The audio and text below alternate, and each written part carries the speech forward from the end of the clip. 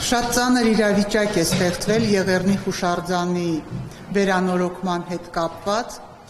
Ինձ համար անհասկանալի է, թե ինչպես մեկ ճարտարապետ, որը չունի համապատասխան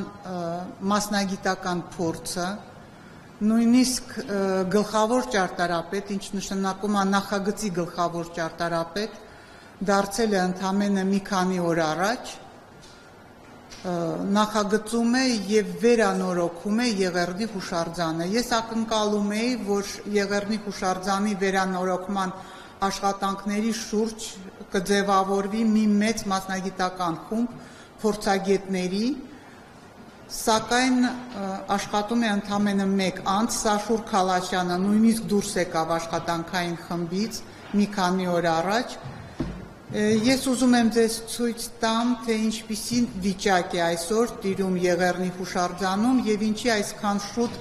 հրատապ հրավիրեցի բոլորին, որպեսզի ներկայացնեմ ինչ է տեղի ունենում Եղեռնի հուշարձանի շուրջը։ Սա դու կարող եք մի քանի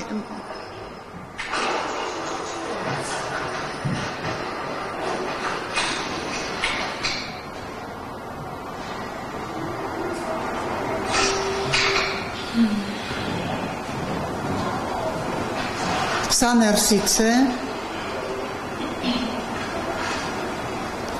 12 աստիճանից քանդված են 4-ը, արդեն իսպար բացակայում են, չկան այդ աստիճանները։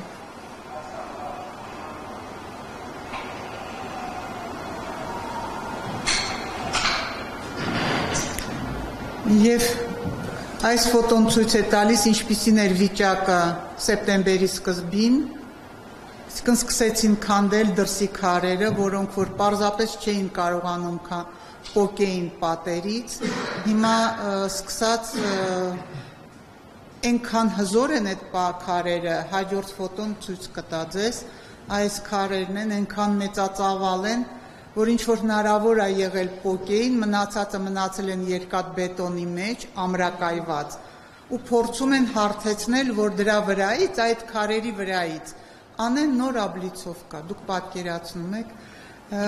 սա ցույց է տալիս դեպի ներքև տանող աստիճանների իրավիճակը հիմա, ներկայիս վիճակն է, սա ներքևից ինչպիսի տեսք ունեն մեր աստիճանները, և այդ ամենը անձրևների նախօրեին, հեսա սկսվելու են անձրևները, որևէ աշխատանք տարված չի։ Ես կարճ ներկայացնեմ Եղեռնի հուշարձանը պատմամշակութային արժեք ունեցող և ճանաչվել է պետության կողմից որպես պատմամշակութային արժեք հայ ժողովրդի։ Ժամանակին հայրս շատ մեծ կարևորություն է դրել Եղեռնի հուշարձանի հենց այս թեկնմույթերի մեծ քարերով ձևավորման մեջ, ես չեմ մանրամասնի, թե ինչպիսի շինարարական տեխնոլոգիաներ են օգտագործված, բայց դրանք անբաժանելի մասն են Եղեռնի հուշարձանի ողջ ծավալատարածական լուծման, եթե դա ձեզ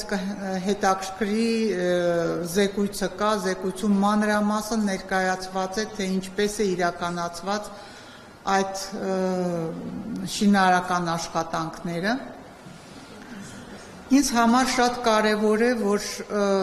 Եղեռնի հուշարձանի կարելի է հաջորդ էջը, դուք տեսնում եք այս կտրվածքի մեջ մեծածավալ քարերը, որոնք որ իմաստավորված են եղել, ամեն մի քար հայրս դիտարկել է որպես հայ ժողովրդի ծանրացած և մեծածավալ այդ վիշտը, որ մենք ամեն մեկս կրում ենք, արտացոլվում էին այդ մեծ քարերի շնորհիվ և այս քարերը, որոնք որ կտրվածքների մեջ երևում են, այս քարերը այսօր պոկել երկաթ բետոնի միջուկից գրեթե անհնար է։ Արթուր Թարխանյանը շատ մեծ նշանակություն էր տալիս ողջ Եղեռնի հուշարձանին, ամեն օր հեղինակային հսկողություն էր իրականացնում և այս ֆոտոն ինձ համար շատ նշանակալի է, քանի որ իր վերջի աշխատանքային օրով բարձրացավ Եղեռնի հուշարձանը և նայեց, թե ինչպիսի վիճակում է այսօր։ Ցավը այն չի, թե մենք ինչ ենք տեսնում այսօր կապված Եղեռնի հուշարձանի հետ, ցավը այն է եւ իմ մտահոգությունը այն է, որ պատրաստվում են մոտավորապես Արփասեվան թունելի պես պատկերացնում եք մի հատ խրամատ շուրջը Եղեռնի հուշարձանի փորեն, դա 4 մետր խորությամբ, այսա ուղիղ 4 մետր է ստեղի բարձրությունը, դուք կարող եք պատկերացնել, եւ 3 մետր լայնությամբ մի հատ խրամատ են փորում դրա շուրջը, եւ դա հաջորդ էտապն է, երբ որ սեպտեմբերի սկզբին ասում էի, որ պիտի մույթերի քարերը պոկվեն, պետք է աստիճանները պոկվեն, ոնց որ թե չէին ուզում ընկալեին, թե արհավիրքը ինչքան ծավալուն է, հաջորդ էտապը, եւ ես զգուշացնում եմ ժողովրդին, հաջորդ էտապը այդ հսկա խրամատի փորումն է։ Եղեռնի հուշարձանը պատմամշակութային հուշարձան է եւ իր շուրջը անփորձառու բազմաթիվ սխալներով իրականացված նախագծային աշխատանքը այսօր բոլորիս դնում է շատ լուրջ իրավիճակի մեջ, որտեղ թե կառավարությունը, թե ղեկավարությունը, ղեկավար անձիկ եւ պատասխանատու անձիկ, թե մենք ճարտարապետներս կանգնած ենք մի խնդրի առջև, որի հետևում մեկ հոգի փորձություն չունեցող երիտասարդ անձնավորություն, որի հետևում ստորագրվում է հայ նախագիծ ձեռնարկության տնօրենի կողմից, վերջ։ Ես չեմ հասկանում, ինչպես կարելի է այդպիսի մի իրավիճակ ստեղծել ամբողջ հանրության կողմից։ Ես կփորձեմ Արտավազ Թարխանյանին ավելի մանրամասն ներկայացնել, թե ինչպիսի օրենքներ եւ ինչպիսի իրավախախտումներ են տեղի ունեցել։